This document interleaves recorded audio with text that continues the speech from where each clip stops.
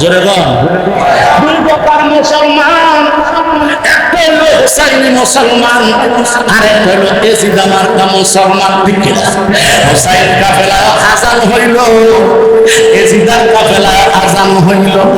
হুসাইন কাফেলা জুমার নামাজ চলে, খুতবা চলে, বয়ান চলে, ৭২ জন সৈনিক নিয়ে আর ইমাম হুসাইন কাফেলা জুমার নামাজ হয়। এবার ফুরাত নদীর উত্তর পারে ইয়াজিদ কাফেলা আজান দিয়া নামাজ পড়ে। তার নামাজ পড়লে আর তারে জবাই করতে আইলি, যেই গলার ভিতরে আমার মদিনার নবী লক্ষ কোটিবার জুমা মোবারক লাগাইছে। এই এজিদা গোষ্ঠী, এই কাফেরের গোষ্ঠী মুনাফিকরা আমার নবীজির সারে নাই। আমার নবীজির ইন্তেকালটা শাহাদাতের ইন্তেকাল। জোরে বলুন মারহাবা। আমার নবীর চলে যাওয়া আমাদের জন্য রহমত, আমার নবীর চলে পৃথিবীতে আসা আমাদের জন্য কল্যাণ, নবী আসা আমাদের জন্য কল্যাণ, নবী চলে যাওয়া মানে পরলোক গমন করা আমার নবী উম্মতের জন্য তাও কল্যাণ। জোরে জোরে মারহাবা। আমার নবী কামলিওয়ালা আল্লাহর দরবারে বেশি বেশি ফরিয়াদ করতেন, আল্লাহ তুমি আমারে শাহাদাতের বৃক্ষ পান করাইও, শাহাদাতের পেয়ালা পান করাইও। নবী কামলিওয়ালা রহমাতুল লিল আলামিন যখন এইভাবে আল্লাহর দরবারে বারবার যখন হাজিরা দিয়া বলতেন, আল্লাহ আমার শাহাদাতের মরণ দিও। জোরে বলুন না সুবহানাল্লাহ। আর জোরে বলুন না ইয়া রাসূলুল্লাহ। আমার আল্লাহ নবীর দোয়া কবুল করলো। এবার শাহাদাত যখন কবুল করে বলাইছে, কিন্তু কিভাবে শাহাদাত করাইবো ওই ব্যবস্থাপনা আমার আল্লাহ করে রেখেছেন। জোরে বলুন মারহাবা। ইমানদার মুসলমানদের দিয়া না, বেঈমান যারা কাফের হয়ে গেছে, মুরতাদ হয়ে গেছে, তারা হইল এজিদ মার্কা। ঠিক না? কাফের যারা ঈমান আনে নাই, তারা কি আনে নাই? ঈমান আনে নাই। কিন্তু এজিদ মার্কা মুসলমান তারা ঈমান আনছে, আনার পরে আবার ফিরে গেছে। কথা বলেন ঠিক কিনা? এরা হয় মুরতাদ। এরা কি মুরতাদ? ওটা কাফেরের চাইতে আরো জঘন্যতম অপরাধী। জোরে বলুন না নাউজুবিল্লাহ। এই জন্য কাফের যে কোন সময় ঈমান আনতে পারে, কিন্তু যেই ব্যক্তি মুরতাদ হইছে সে আর কখনো ঈমান আনতে পারে। এই ৭২,০০০ সৈনিক ছিল রে কারবালার জমিনে ইমাম হুসাইনের বিপক্ষে রে বাবা। তারাও তো ইমানদার দাবি করছে, ঠিক কিনা বলেন? তারা ইমানদার দাবি করছিল, কিন্তু ৭২ জনের ভিতরে এমন একজন ছিল রে বাবা, ইমাম হুসাইন রাদিয়াল্লাহু তাআলা আনহু। উনি ছিলেন সরদার। জোরে পান মারহাবা। উনিও শাহাদাতের পেয়ালা পান করলেন। আমার নবী আল্লাহর দরবারে বেশি বেশি বলতো, আল্লাহ আমার আপনার শাহাদাতের মরণ দিয়া। জোরে পান মারহাবা। জোরে বলুন না মারহাবা। পুরো শরীফ বলেন আল্লাহুম্মা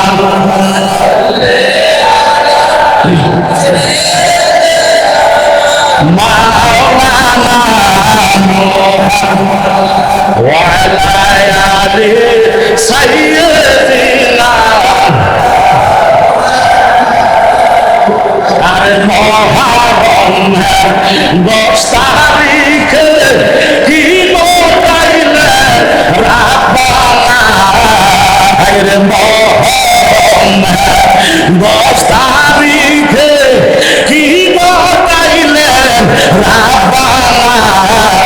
কলিজা ফাটিয়া যাইব শুনিলে তার ঘটনা। আল্লাহুম্মা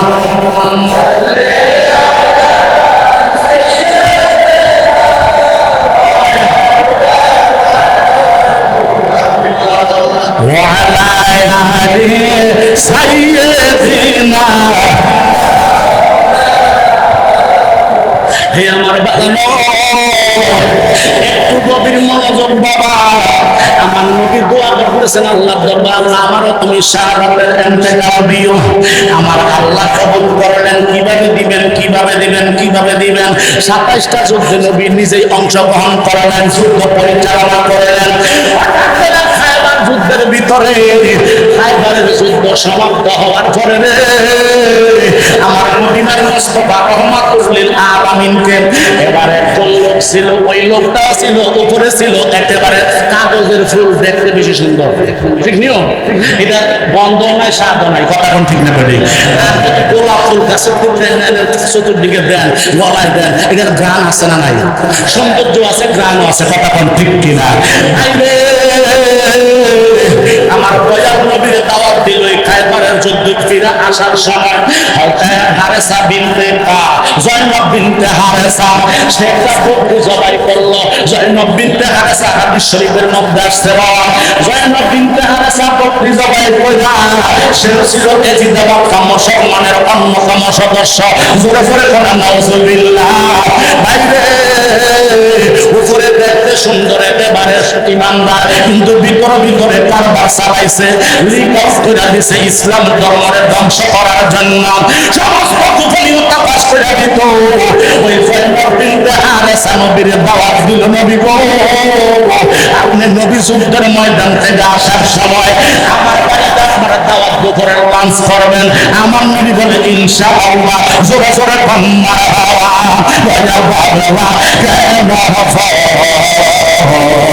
আমরা তোমায় ভালোবাসি, সেই কথা কি মনে নাই রে তোর? অভিনবের স্বামী বাবা কেন আমি তোমায় ভালোবাসি, সেই কথা কি রে তোর? না ওরে আমি তোমায় ভালোবাসি, মন্দ বলে কাম দিবাসি, ঠিক কিনা? ওরে বলে খুশি,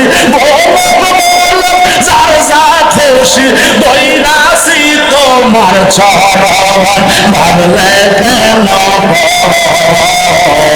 আমরা তোমায় ভালোবাসি, সে কথা কি মনে নাই রে তোমার? মুর্শিদ বাবা কেন লামিয়া বাইরে ভালোবাসে, সেই কথা কি মনে নাই রে তোর? কথা বলেন ঠিক কিনা? আমার আল্লাহ রাব্বুল আলামিনের পেয়ারা হাবিব দাওয়াত দিয়া কয়, আরে যাবো যুদ্ধের ময়দান থেকে আসার পথে তোমার দাওয়াত কবুল করলাম। জয়নব বিনতে হারেসা একটা ছাগল জবাই করিয়া, বকরি জবাই করিয়া ওই গোশতগুলোরে ভুনা গোশত করলো, ভুনা করে রুটি তৈরি করলো। ভারতের মানুষের প্রিয় খাবারটা হইল রুটি, আর বাংলাদেশের মানুষের প্রিয় খাবার ভাত। যতই খাবার খান না কেন, রাত্রে যদি ভাত নাই মুখ খান, ঘুম আসে না। রাত্রে খাবার না খাইলে ঘুমে ধরে না। বাংলার মানুষ যত খাবারে খায়, কিন্তু খাবার ভাত খাইতে ঠিক নেই। এই জন্য মাছে ভাতে বাঙালি। আমার নবী কামলিওয়ালার জন্য বিনা গোস্তার রুটি বানাইল। নবী সাহাবায়ে কেরামদেরকে নিয়ে এবার ওই যাওয়ার সময় একজন সাহাবী নিয়ে গেলেন, জোরে বলেন সুবহানাল্লাহ। ওই সাহাবীর নাম হলো হযরত বিশর ইবনে বারি রাদিয়াল্লাহু তাআলা আনহু। বিশর ইবনে বারি রাদিয়াল্লাহু তাআলা আনহুকে নিয়ে নবী এবার খাবার খাইতেছে। আমার নবী কামলিওয়ালা রহমাতুল লিল আলামিনের জন্য সেই গোশতটারে গুনাহ করছিল রে বাবা, ওই গোশতটার ভিতরে এমন একটা জহর দিয়া দিল, এমন একটা বিষ মিশাইয়া দিল, যে বিষটা এমন ভাবে আরম্ভ হয়ে গেছে। বিশর ইবনে বারি রাদিয়াল্লাহু তাআলা আনহু একটা রুটি খাওয়ার সাথে সাথে ওই বিষের যন্ত্রণায় ওই ঘরের মধ্যে পড়া সাথে সাথে সফর করাতে একটা করে ভাবাইছে। জোরে বলুন আল্লাহু আকবার। আমার দয়াল নবী ডাক দিয়া কয়ে যায়, নবীরে ও জয়নব বিনতে হারেসা, আমি দয়াল নবীরে খাবারের জন্য দাওয়াত করবা, আমি দয়াল নবীরে দাওয়াত দিয়া তোমার বাড়িতে আনবা। এমন কি খাবার বানাইছো, যেই খাবার খাওয়ার সাথে সাথে আমার সাহাবী বিশর ইবনে বারি রাদিয়াল্লাহু তাআলা আনহু সাথে সাথে শাহাদাত বরণ করে বলাইছে। জোরে জোরে বল আল্লাহু আকবার। আমার নবী কি ওই রুটি গোশত খায় নাই? খাইছে না? কথা কয় না, খায় নাই? আমার নবীও খাইলো, কিন্তু কাফেরের হাতে, বেঈমানের হাতে করতে দিবে না, নবীর অসম্মান হবে, মর্যাদা হানি হবে। আমার দয়াল নবীর হজম শক্তির ব্যবস্থা লাইক করে দিলেন। জোরে কি বলবেন না মারহাবা। আমার নবী কামলিওয়ালা এবার বিশ্বরূপে বাড়ি রাদিয়াল্লাহু তাআলা আনহুকে এবার দাফনের ব্যবস্থা করলেন। রুটি গোশত আর খাবার খায় নাই। আমার নবী কামলিওয়ালা চলে আসলেন। অনেকদিন পর আমার আল্লাহ যখন জিবরাইলের ডাক দিছে, জিবরাইল আমার বন্ধু মুহাম্মদুর রাসূলুল্লাহ সাল্লাল্লাহু আলাইহি ওয়াসাল্লামকে নিয়ে আসতে হবে, নবীর সময় শেষ। তবে নবীর থেকে অনুমতি নাও। জিবরাইল লম্বা ঘটনা কাইটা দেন, কারবালার দিকে যাবো। নবী কামলিওয়ালার দরবারে এসে দরজার মধ্যে যখন এলহাম আরম্ভ হয়ে গেছে, ঘন্টার মতো আওয়াজ হইতো, ঠন ঠন ঠন ঠন, 7 কিসিমে জোরে পান ভিতর থেকে ওই বিস্কিয়ারা কেমন ভাবে উত্তোলন হয়েছে। আমার নবী কামলিওয়ালা বিছানার মধ্যে শুয়ে রয়েছে। হযরতে খাতুনে জান্নাত ফাতেমা রাদিয়াল্লাহু তাআলা আনহা দরজা মোবারক খুললো রে। এবার দরজা মোবারক খুলে দেখতেছে এমন একটা লোক দেখা যায় যার পাগুলা জমিনে, মাথা মোবারক হইল আসমানে।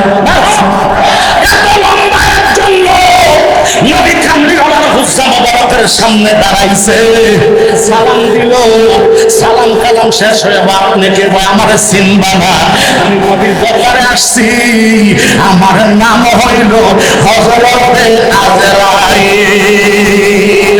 এবার আমার নবীর দরবারে যায়, নবী গো আপনার জান্নাতে আপনার সামনে আসতে চায়, অনুমতি দিলে ভিতরে প্রবেশ করবেন। মা খাতুনে জান্নাতের চক্ষু মোবারকের পানি এবার পড়া টপ টপ করে পড়তে আরম্ভ করলো। মানুষের কাছে তো যাদের মনে হয় না, তাদের কাছে আসার কোনো প্রয়োজন হয় না। আসলে বিভিন্ন এলহামে জিবরাইল আসতে পারে, ইসরাফিল আসতে পারে, মিকাইল আসতে পারে, কিন্তু আজরাইল যার কাছে যায় ওই ব্যক্তি আর পৃথিবীর জমিনে থাকে না। ঠিক আমার মা খাতুনে জান্নাত চাই, আল্লাহ অনুমতি দিলে ভিতরে ঢুকবে। আমার নবী কয় দরজা খোলার অনুমতি দেওয়া হইল, আসো। আয়েশা কয় গো আপনি কামলিওয়ালা নবী, রহমাতাল লিল আলামিন নবী, আপনি যদি অনুমতি দেন আপনার অনুমতি সাপেক্ষে আমি রূহ মুবারক নিব। আমার নবী কয় আমার আল্লাহ যেহেতু দেওয়ার মধ্যে রাজি, আমি দয়াল নবী রাজি। এবার জিবরাইল আজরাইলের অনুমতি দিল। লম্বা ঘটনা, আরেকটা খাইটার দিকে না যাইয়া আমার নবী কামলিওয়ালা রহমাতাল লিল আলামিনের রূহ মুবারকটা নিল। জোরে বল মারহাবা।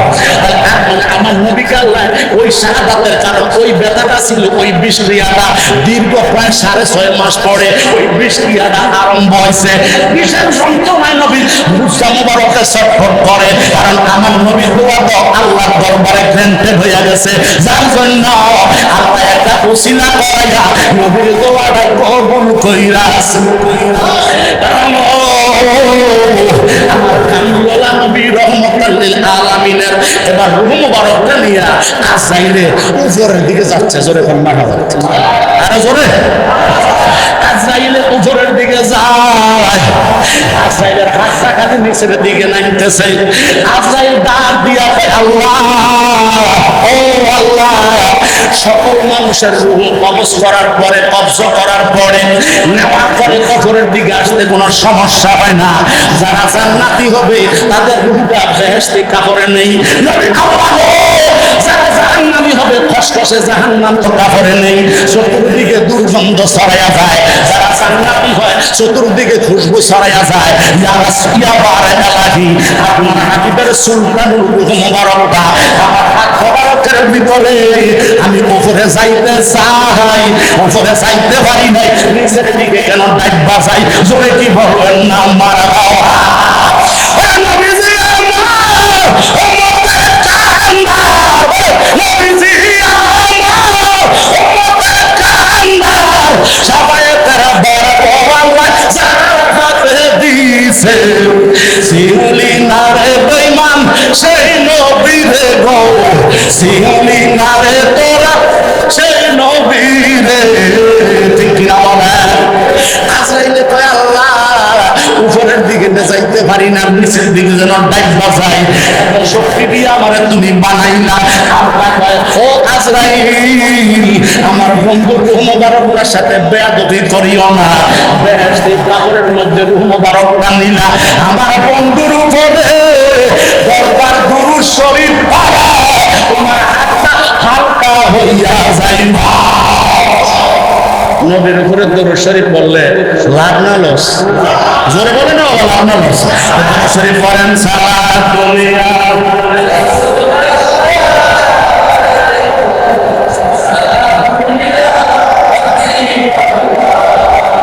আসলে ঈমান রূহ কুরআন মুগজেদিন আসতে হবে রহমাতাল লিল আলামিন। সালাতুন সালামুন ইয়া হাবিবাল্লাহ